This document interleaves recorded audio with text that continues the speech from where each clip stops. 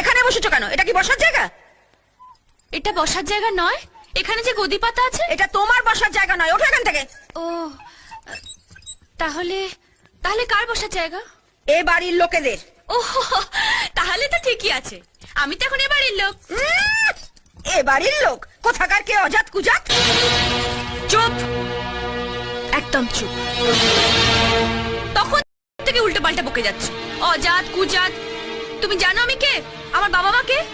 আমার অত শত জানার দরকার নেই, আমি শুধু জানতে চাই তুমি এখান থেকে বিদায় হবে কিনা।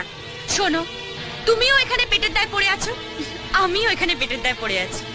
দুজনে ঝগড়া করে কি হবে বলো তো? এসো দুজনে একসঙ্গে দোল খাই। ধ্যাৎ, মেরে তোমার মুখ ভেঙে দেবো আমি, হতচ্ছাড়ি ভেঙে।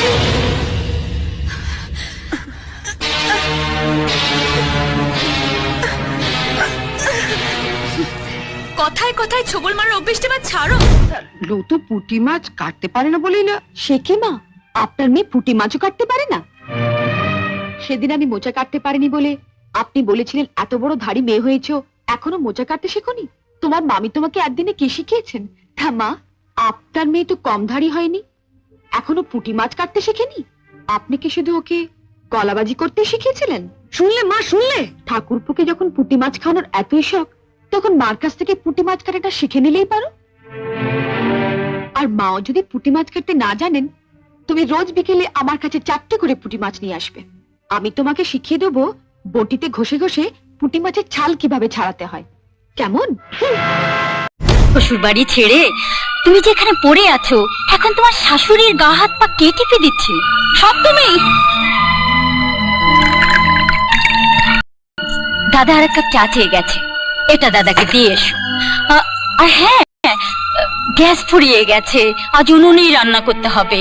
দাদাকে চাটা দিয়ে কয়লাটা ভেঙে দিও। আমি কয়লা ভাঙবো? আমি কয়লা ভাঙতে জানি না।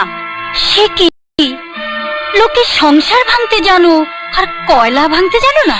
কি এত বড় কথা!